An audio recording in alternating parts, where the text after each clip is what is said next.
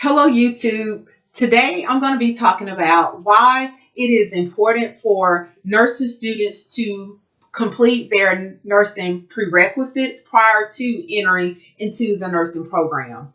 And the reason why I am advocating for nursing students to complete their prerequisites prior to entering into the nursing program, for one, it gives you more points. A lot of nursing curriculums are based on your TEAS test scores, which measures reading, writing, math, and science, and also how many of your prerequisite courses that you have completed and what your actual grades were in those courses. You receive more points for letter grades of an A or B than you would for C.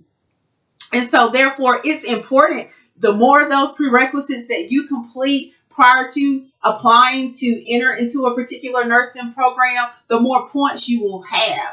It's very competitive to get into nursing school. Another thing, I can speak from my own personal experience as a brand new nursing freshman. I took fundamentals of nursing along with anatomy and physiology. I think back now, why did I do that? It was very hard. Not only did I have the labs and lecture with my nursing courses, I had lab and lecture twice a week for anatomy and physiology. It was a struggle. Yes, I had to sacrifice, Saturdays and Sundays were spent studying from the time I got up to the time I went to bed, because I knew that that was a goal that I needed to accomplish. I had to take AMP2. I'm taking it with my first semester nursing courses. It was a struggle. I got through it. As a nurse educator, I see a lot of students that struggle trying to do that same thing that I did over 22 years ago. As a nursing instructor, I want all of my students to be successful. I don't want anyone to set themselves up for failure. As a nursing student, you have to always think about, you have not only lecture for a particular nursing class, you will have lab. That lab can consist of simulation. That lab can consist of a lab in which you're learning the clinical skills that you will utilize in the clinical setting. You also have to factor in clinical. Your clinical, where you're practicing and utilizing the skills that you've learned in the theory aspect of the course, which is lecture, as well as in lab and in simulation.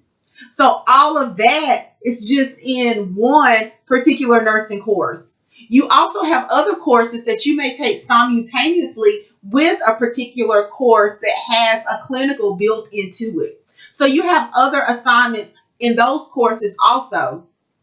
A lot of nursing curriculums now have become so strict in regards to what a passing grade is. I know a lot of schools here in South Carolina, you have to have a grade of a B or higher in order to pass. So an 80 or above in order to be successful in that particular course. You also have to not only pass the lecture part of the class, you have to pass clinical. So therefore, you have to be satisfactory in the clinical setting also. So this is just a reminder for anyone that is thinking about going into nursing as a profession, or any student that is actually in school working on their prerequisites and thinking about applying to the nursing program. I'm not by no means disencouraging anyone to apply to the nursing program that still has prerequisites to complete. I am just telling you, as a nurse educator and as a former nursing student who did not complete all of their prerequisites before I went into the nursing program. Thank you.